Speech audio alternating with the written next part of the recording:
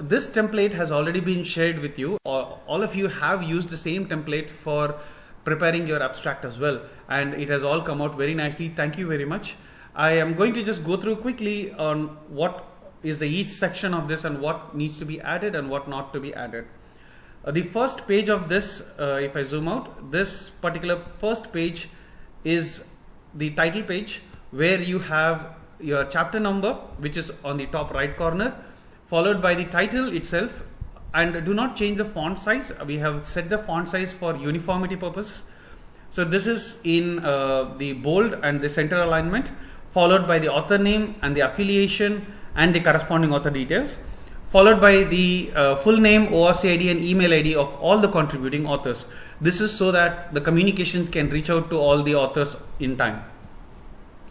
Followed by the abstract, which has already been prepared by all the authors and has been submitted.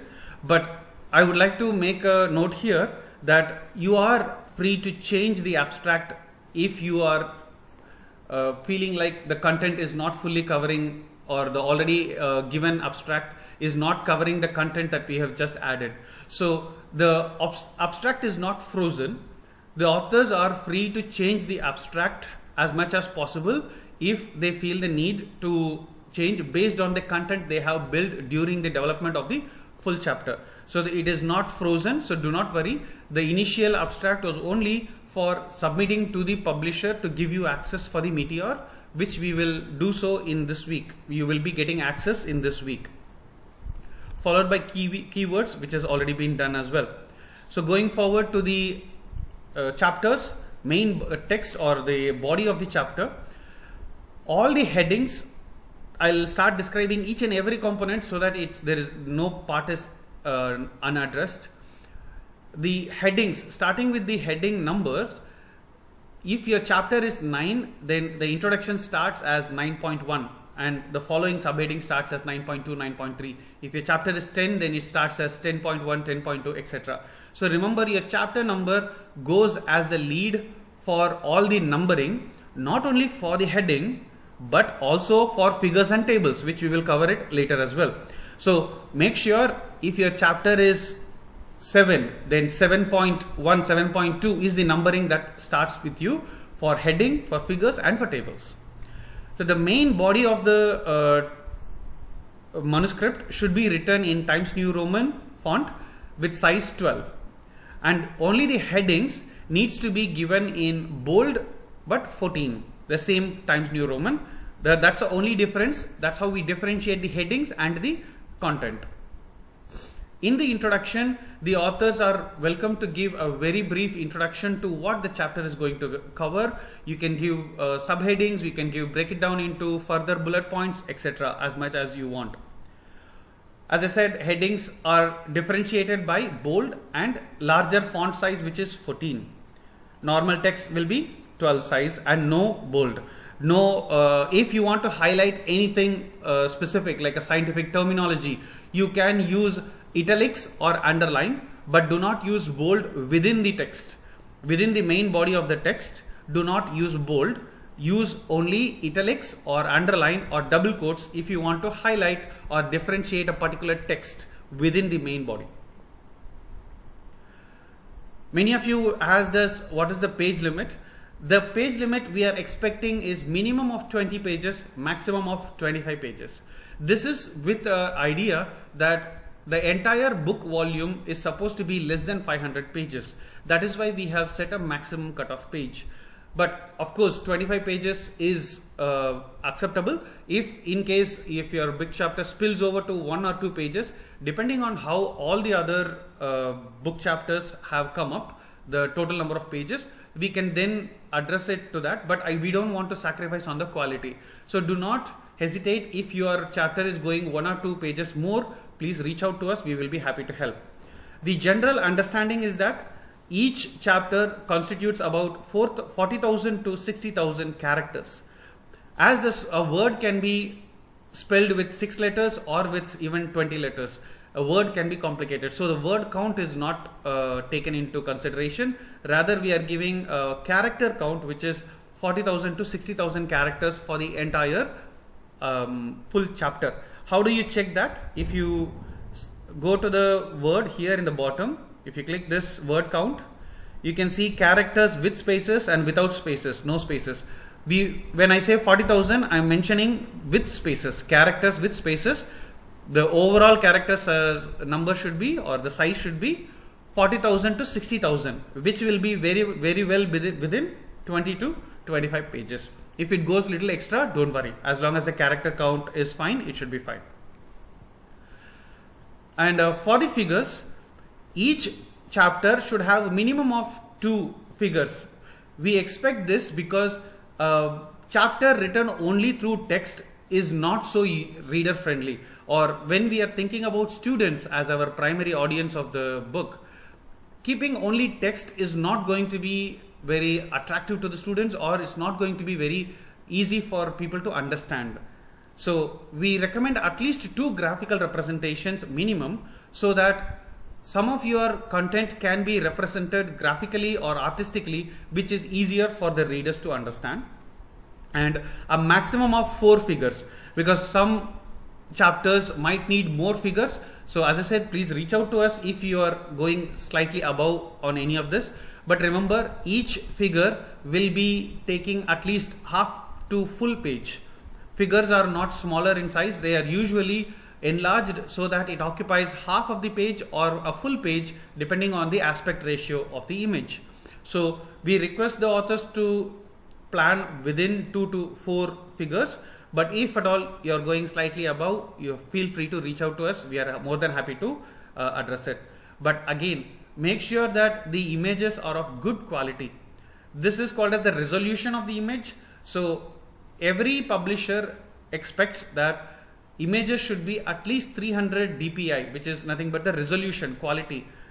One kind request is that do not use AI tools like ChatGPT or Gemini or GPAI or Cloud to generate images. Generating images such as flowchart or a Venn diagram is completely fine, where there is only shapes and text that can be generated with AI. But imagine we are generating the images of a patient using a particular tool or using a particular instrument, or we are trying to represent a human AI based human face with using a particular tool or performing a particular exercise. These things become a copyright issue, which later the publisher has to withhold that particular chapter or the entire book if there are any human based images or even instruments which look like other companies' brand. So we recommend not to use AI to generate any instruments or humans or anything that could violate a copyright issue. But you can use AI for simple diagrams such as Venn diagram, graphs, flowcharts, pyramids, or representation of the workflow, etc. That can be done. Again, please make sure that AI tools makes a lot of spelling mistakes in the figures. So if that happens later in the publishing stage, if it is identified, it will be difficult for us to rectify then, because at that time it would delay the entire book process. So if authors are using any AI tool for generating flowcharts or Venn diagrams or graphs, please make sure that each and every word in the image is spell checked. We also request that authors to follow a specific theme. I understand that each one has a preference of different colors and the way they want to represent it. But overall, when we are looking at the book as a complete volume, we need to make sure there is some uniformity to the entire book. So the color should not be drastic. For example, chapter 1, all the figures are made up of yellow color, and all the other figures in chapter 2 are made in green color or red color. It creates a complete diversity and there is no uniformity. For that reason, we request all the authors to kindly keep the background of the image as a white. Background as in, if you are making a flowchart, other than the flowchart, everything else in the background should be white in color. And if you are giving any colors to the flowchart box, to the graph, or to the Venn diagram, or to the workflow diagram, try to keep it within light blue to light green, not so fluorescent and not so dark. And as you are already familiar with the scientific practice, each figure has to be numbered as per the chapter number. If your chapter is 12, then all the figures has to be started as figure 12.1, figure 12.2, figure 12.3 and so on. And the figure needs to be abbreviated in the short form FIG, which is the Springer format. So we will follow that. It's supposed to be FIG space 12.1, or if it is chapter 9, then FIG dot space 9.1. That's how it is. And when you are citing your figures inside the text, for example, this is figure 1 and I am citing this figure inside the text, kindly make the text or that particular label in bold, so that it is very clear that when the reader is finally reading this content, they know that they have to refer to this particular figure. So then they will go back to that particular figure. For that reason, we request you to highlight it. Similar to this diagram, you can use any, I will give you, this is I intentionally give this image. Try to make this diagram a bit more clear or white in the background by increasing the brightness. There is a big difference now. This is white color background and this is not white color, this is a darker color background. Preferably this is good because this will consume less ink and the chapter will not look awkward when it is printed, because there are too much of the ink that is spread across the pages. So I hope this part is clear. I request all the authors to kindly make sure that their background is not colored. If it is a workflow like this, make sure it is transparent or white in color. Of course, each figure will have a border. Why is it border important? Because sometimes there are text written in the figure. If the image is very close to the figure, if there is no border, what would happen is we don't know if the text for the particular word is part of the text present in the figure. Is it part of the previous paragraph or it is part of the figure? It will create confusion for the readers. For that reason, we request that there is a border for all the figures so that it cuts out from the rest of the text surrounding it. You are allowed to make a collage or plate. This is called as an image plate or image collage, where you combine or merge multiple images together and label it as A, B, C, etc. But please make sure that the images are in a single version. If you can see this, both these sections are in a single image. You can use PowerPoint or you can use image editing tool like Paint or Adobe, or the popular one that I use is called Photo Filter, this tool. You can use this one. I will send you a tutorial of this as well for your reference. This is much simpler to use, but do not paste two individual images next to it. Many of the times what happens, authors do this, they copy this image and they paste two images right next to each other, which creates problem. You can still label A and B here, but this is not a single image. This is two different images. We highly recommend that if you are combining more than one image in any particular section, please make sure that it's pasted as one single final image. And if you are using any patient information such as a patient photograph, kindly make sure that identifiable informations are masked. No ID cards, no branding. If the person looks like he is working in McDonald's, please make sure that the McDonald's ID badge or any other identifiable branding or personal identification information are masked or removed. Then we come to tables. As I mentioned before, tables are to be numbered with the chapter number in the beginning. If your chapter is 9, then the first table goes as table 9.1. If the chapter is 12, then the first table goes as table 12.1, 12.2 and so on. Again, most of the information same we mentioned to figure also applies here. Make sure that it is cited within text, and when it is cited within text, make it in a bold font so that it is easier for us to link the particular text to the table.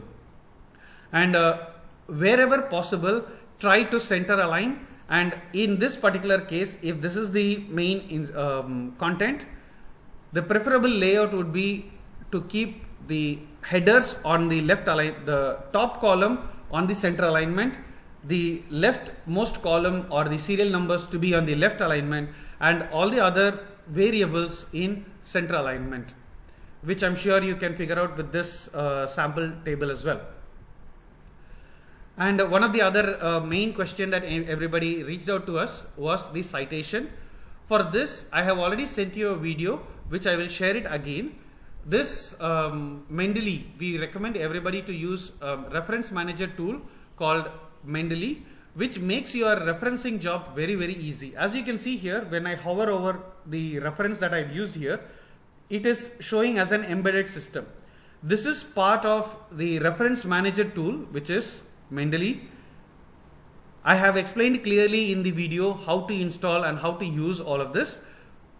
If you want, I would be happy to explain to you once in person as well. But look at the main advantage of this tool. This is the final version. All of you will be asking me whether to use APA format, Harvard format, or Vancouver format, etc. If you use Mendeley, changing formats is a simple click away. For example, we recommend all of your chapters to have this particular format now, which is Springer Basic author date format.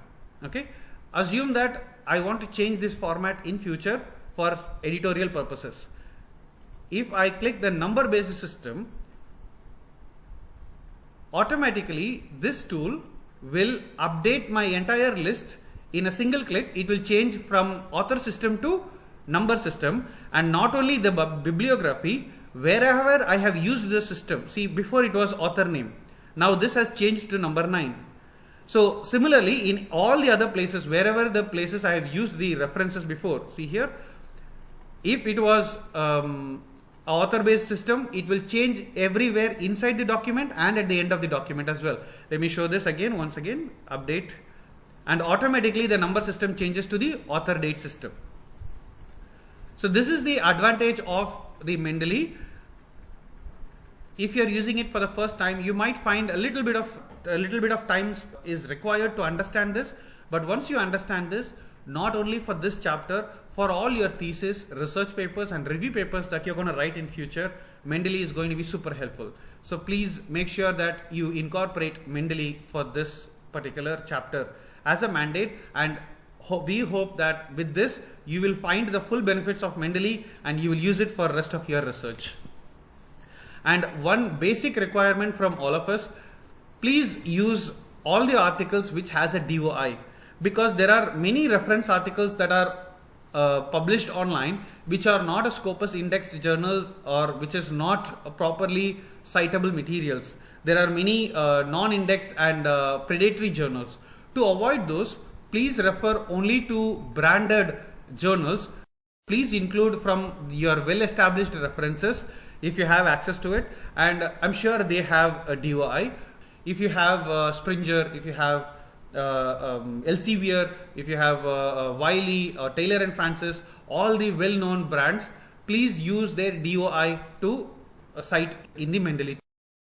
And finally, after you have covered all your content, we request you to kindly provide one simple summary, not exactly an abstract, but a more smaller summary of what this chapter has conveyed. But this final summary should also leave an open question. What is still needs to be explored in this domain? Each of this chapter will open up a question for future research. As there will be new PhD scholars reading this particular chapter, they will want to know what can be done further. Currently at this time point, at 2026, what is the research gap that is present? If you can open up that question in the summary section towards the ending, that will make the readers benefit, especially researchers and people who are looking for ideas for their thesis will greatly benefit from this. And finally, as I said, the reference list, when you are using Mendeley, it's just a click away. If, for example, if I delete this entire references that I have made, after I have cited in the text, all I have to do is go to the Mendeley section, wherever I want to place the cursor, I have to click this and say insert bibliography, and you should directly see the entire list of articles that are used in this particular document alone. You might have hundreds of documents in your Mendeley library, but only the documents that are listed or that are used in this manuscript will be provided as a bibliography towards the end. That is the advantage of the Mendeley. And finally, last and the most important section of your chapter is that back indexing keywords. If you want to make a list of back indexing keywords, which makes it easier for the readers who are searching for a particular keyword, this words will be used to create or to generate the back indexing. So we request you to identify not the same keywords that you have used in the beginning of the chapter, that is for general purposes, for online searches, but this keywords is especially for the book setup, that is inside the book, the back indexing. With that particular keyword, they will say what are all the different page numbers where this keyword has appeared. So that is easier for readers only from this book only. But the original keywords that we are giving in the beginning next to abstract, that is for online keywords, for search and for digital identification or digital tagging. This is not for digital tagging, this is for back indexing. With this, I covered most of the parts of the chapter in regards to the technical aspect of it.